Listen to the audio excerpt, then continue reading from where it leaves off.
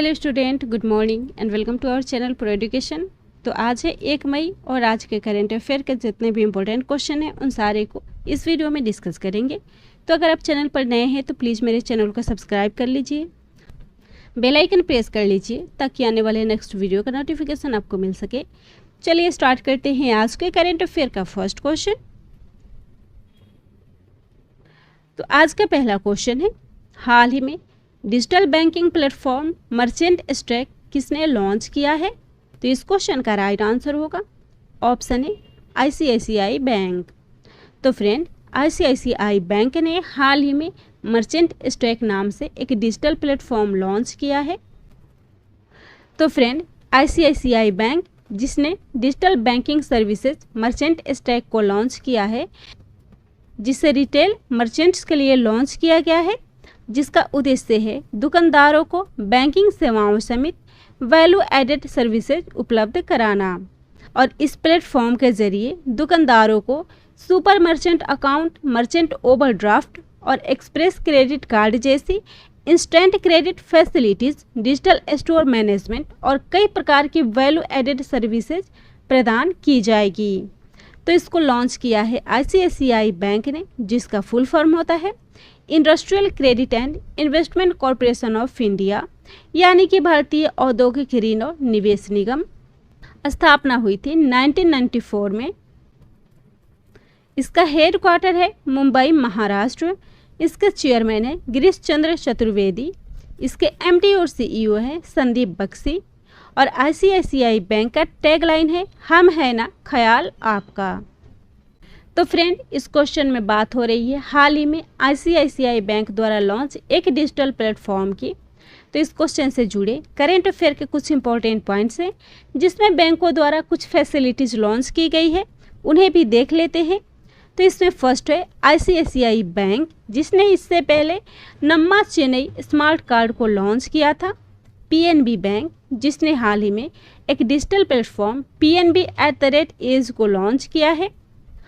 वहीं bank of Baroda ने आत्मनिर्भर महिला योजना की शुरुआत की है। भारतीय एक्सा जनरल इंश्योरेंस ने किसानों के लिए कृषि सखा एप्लीकेशन लॉन्च किया है। और वहीं यूनियन बैंक ने UNI कार्बन कार्ड को लॉन्च किया है। अगला क्वेश्चन है, हाल ही में खोजी गई एक पुरातात्विक स्थल प्लेन ऑफ जार्स किस देश में स्थित है? तो इस क्वेश्चन का राइट आंसर होगा ऑप्शन सी लाओस। तो फ्रेंड, हाल ही में लाओस में एक पुरातात्विक स्थल की खोज की गई है, जिसका नाम प्लेन ऑफ जार्स रखा गया है। और यह प्लेन ऑफ जार्स उत्तरी लाओस में स्थित एक प्रसिद्ध पुरातात्विक स्थल है, जिसमें घाटियों और जियांग ख्वांग पठार की तलहटी के आसपास बिखरे हजारों पत्थर के जार हैं। और हाल ही में हुए एक शोध के अनुसार प्लेन ऑफ जार को एक दफन स्थल के रूप में इस्तेमाल किया जाता था। और यह जार 3000 साल से भी अधिक पुराना स्थल है। तो इसकी खोज की गई है लाओस में, जो कि दक्षिण पूर्व एशिया में स्थित एक देश है, जिसकी सीमाएं उत्तर पश्चिम में म्यांमार और चीन से, पूर्व में कंबोडिया, दक्षिण में वियतनाम और पश्चिम में थाईलैंड से लगती है। और लाओस को हजारों हाथियों की भूमि कही जाती है। इसकी राजधानी है वियंतियन। राष्ट्रपति हैं बोहांग वराचित और उपराष्ट्रपति हैं फंकम विफावन और प्रधानमंत्री हैं थोंगलून सिसोलिथ और करेंसी है कीप। तो फ्रेंड, इस क्वेश्चन में बात हो रही है हाल ही में खोजे गए लाओस में एक पुरातात्विक स्थल की। तो इससे पहले हाल ही में मिस्र यानी कि इजिप्ट में एक पुरातात्विक स्थल खोजा गया था, जिसका नाम एटन रखा गया है।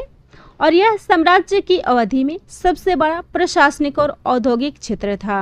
और इससे पहले 2020 में ओडिशा के नयागढ़ में स्थित पद्मावती नदी में 500 साल पुराना भगवान विष्णु का मंदिर खोजा गया है। अगला क्वेश्चन है, हाल ही में आयोजित होने वाली एशियाई मुक्केबाजी चैंपियनशिप को अब किस जगह आयोजित किया जाएगा? तो इसका राइट आंसर होगा ऑप्शन सी दुबई। तो फ्रेंड, अब एशियाई मुक्केबाजी चैंपियनशिप को दुबई में आयोजित किया जाएगा। और पहले एशियाई मुक्केबाजी चैंपियनशिप को नई दिल्ली में आयोजित की जानी थी, जिसे अब दुबई में आयोजित किया जाएगा। और इस टूर्नामेंट का आयोजन नई दिल्ली के इंदिरा गांधी स्पोर्ट्स कॉम्प्लेक्स में 21 मई से 31 मई तक होने वाली थी, जिसे अब दुबई में आयोजित किया जाएगा। तो इसे आयोजित किया जाएगा एशियन बॉक्सिंग काउंसिल के द्वारा, जिसका मुख्यालय है बैंकॉक, थाईलैंड। सदस्य देशों की संख्या है 20 राष्ट्रीय सदस्य देश और इसके अध्यक्ष हैं पॉल गे कोविंद।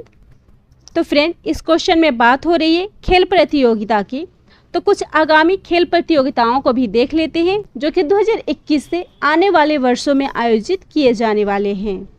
जिसमें पहला है समर ओलंपिक, जिसे 2021 में टोक्यो, जापान में आयोजित किया जाएगा। 2024 में इसे पेरिस, फ्रांस में, जबकि 2028 में इसे लॉस एंजल्स, यूएसए में आयोजित किया जाएगा। अगला है विंटर ओलंपिक, जिसे 2022 में चीन की राजधानी बीजिंग में आयोजित की जाएगी और 2026 में मिलन एंड कॉर्टिना, इटली में इसे आयोजित किया जाएगा। और यह ओलंपिक 4 सालों के अंतराल पर होता है, जिसमें 2022 के बाद 2026 में इसे आयोजित किया जाएगा। नेक्स्ट है एशियन गेम्स, यानी कि एशियाई खेल, जिसका आयोजन 2022 में होंगझोउ, चाइना में किया जाएगा, जबकि 2026 में नागोया, जापान में इसका आयोजन किया जाएगा। नेक्स्ट है नेशनल गेम्स ऑफ इंडिया, यानी कि भारत के राष्ट्रीय खेल, जिसका आयोजन 2020 में गोवा में किया गया था, जो कि इसका 36वां संस्करण था। और 2021 में इसका आयोजन छत्तीसगढ़ में किया जाने वाला था, जो कि इसका 37वां संस्करण होगा। लेकिन बाद में किसी कारणवश इसे उत्तराखंड द्वारा अपने राज्य में आयोजित करने की मांग की गई है। और नेक्स्ट है फीफा वर्ल्ड कप, जिसका आयोजन 2022 में कतर में किया जाएगा और 2026 में कनाडा, मैक्सिको, यूएसए में किया जाएगा।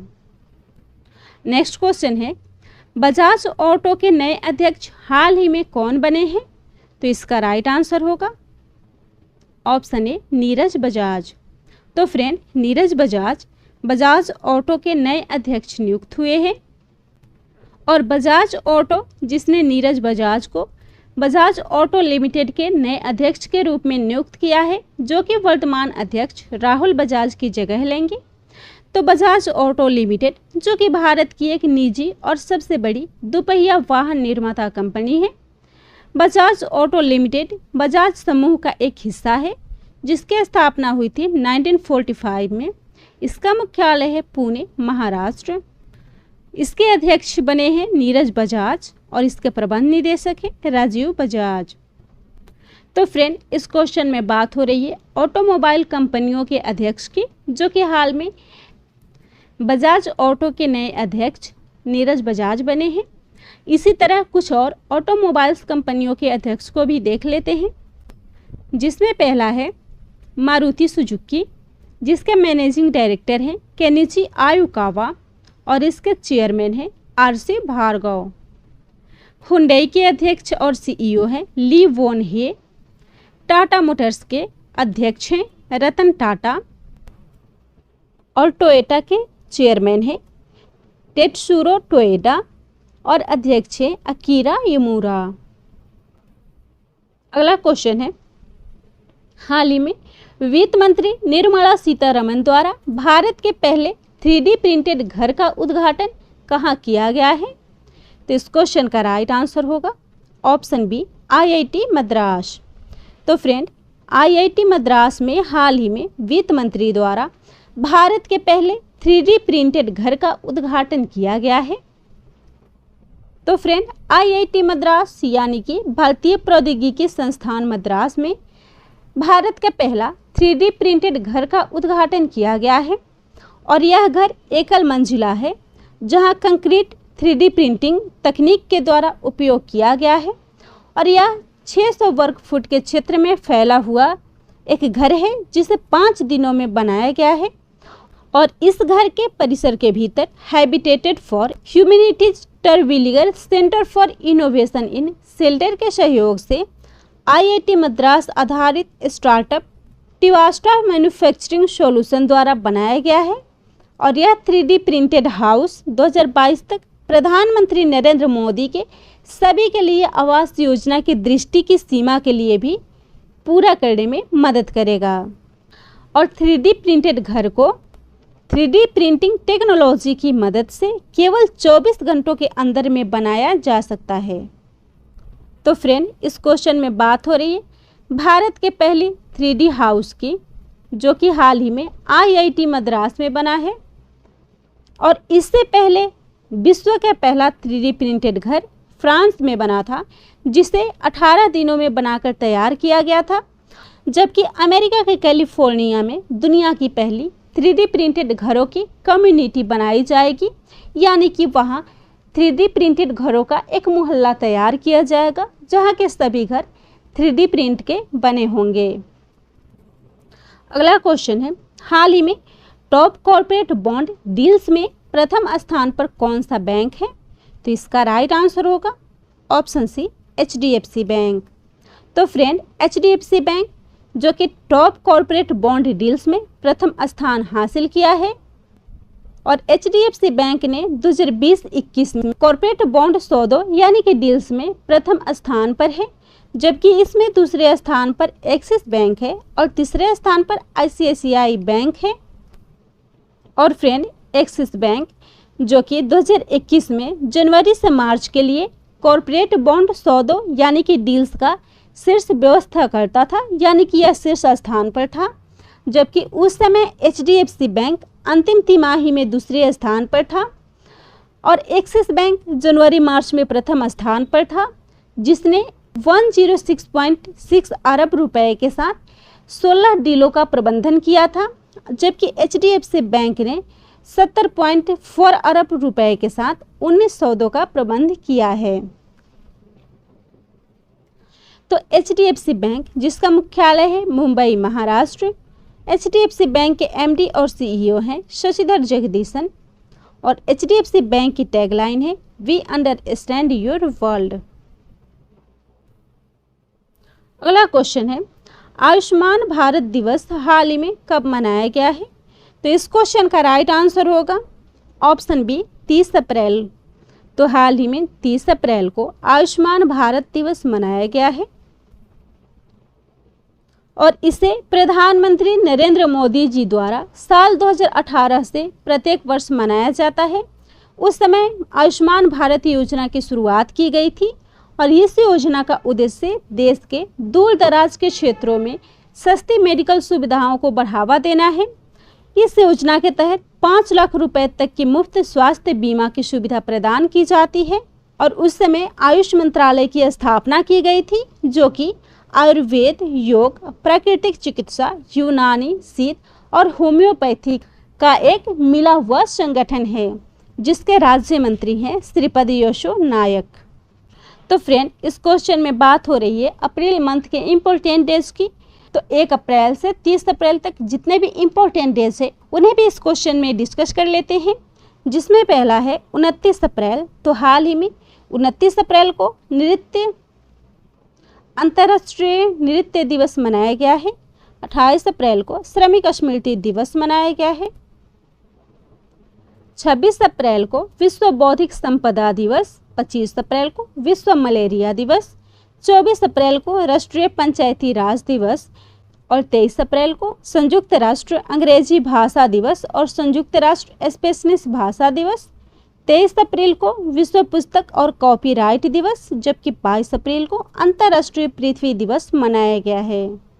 इसके साथ ही 21 अप्रैल को राष्ट्रीय लोक सेवा दिवस, 20 अप्रैल को UN चीनी भाषा दिवस, 19 अप्रैल को विश्व लीवर दिवस, 17 अप्रैल को विश्व हीमोफीलिया दिवस, 16 अप्रैल को विश्व आवास दिवस और 15 अप्रैल को हिमाचल दिवस मनाया गया है। जबकि 14 अप्रैल को भीमराव अंबेडकर जयंती, 13 अप्रैल को अंतर्राष्ट्रीय पगड़ी दिवस, 12 अप्रैल को अंतर्राष्ट्रीय मानव अंतरिक्ष उड़ान दिवस, 10 अप्रैल को विश्व होम्योपैथी दिवस और 9 अप्रैल को CRPF शौर्य दिवस मनाया गया है। 6 अप्रैल को विकास और शांति हेतु अंतर्राष्ट्रीय दिवस, 5 अप्रैल को राष्ट्रीय समुद्री दिवस, 4 अप्रैल को अंतर्राष्ट्रीय खदान जागरूकता दिवस, 2 अप्रैल को विश्व ऑटिज्म जागरूकता दिवस और अंतर्राष्ट्रीय बाल पुस्तक दिवस मनाया गया है, जबकि 1 अप्रैल को उत्कल दिवस या जिसे उड़ीसा दिवस के रूप में जाना जाता है, इसे मनाया गया है। अगला क्वेश्चन है, ACC द्वारा TV सोमनाथन को किस पद के लिए नामित किया गया है? तो इसका राइट आंसर होगा ऑप्शन डी, वित्त सचिव। तो हाल ही में ACC के द्वारा TV सोमनाथन को वित्त सचिव के रूप में नामित किया गया है और ACC यानी मंत्रिमंडल की नियुक्ति समिति द्वारा नए वित्त सचिव के रूप में TV सोमनाथन की नियुक्ति को मंजूरी दी गई है, जो अजय भूषण पांडे की जगह लेंगे, जो कि 2021 में सेवानिवृत्त हुए थे। तो TV सोमनाथन जो कि तमिलनाडु कैडर के 1987 बैच के IAS अधिकारी हैं और वर्तमान में वित्त मंत्रालय के व्यय विभाग के सचिव के रूप में कार्यरत थे। अगला क्वेश्चन है, किस प्रसिद्ध न्यूज़ एंकर का हाल ही में निधन हो गया है? तो इसका राइट आंसर होगा ऑप्शन डी, रोहित सरदाना।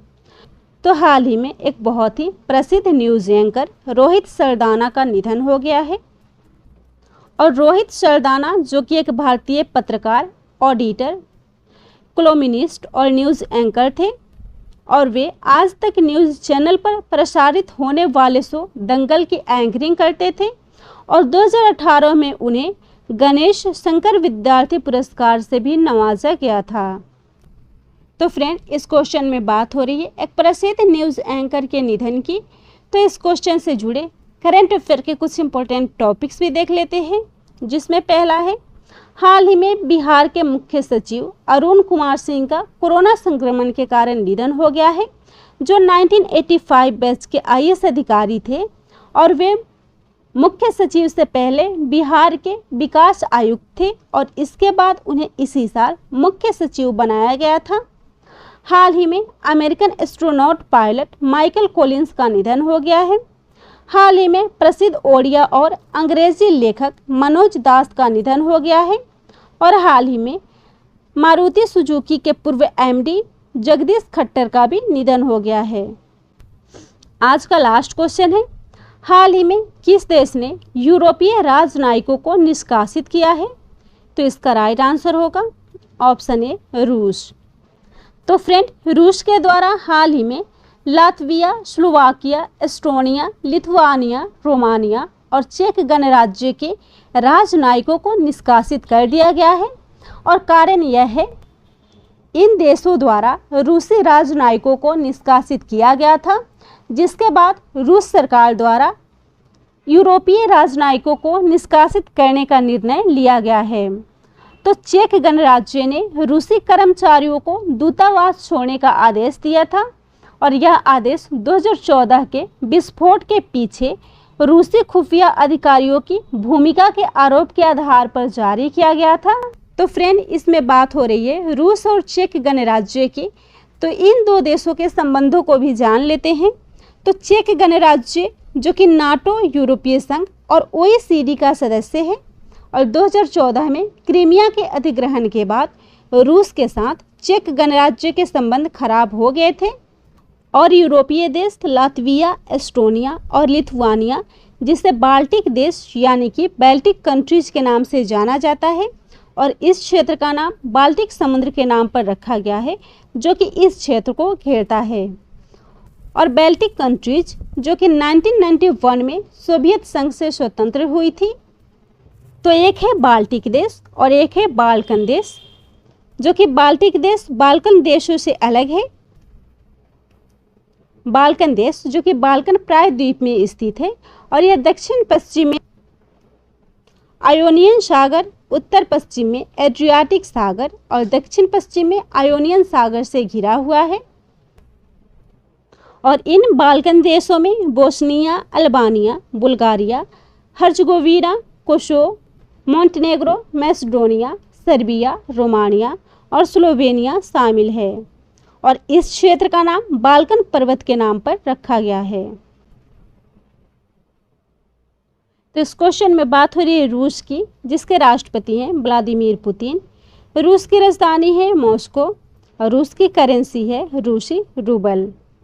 तो यह था आज के करंट अफेयर का टॉप 10 इम्पोर्टेंट क्वेश्चन। अगर वीडियो पसंद आता हो तो चैनल को सब्सक्राइब कर लीजिएगा, वीडियो को लाइक एंड शेयर कर दीजिएगा।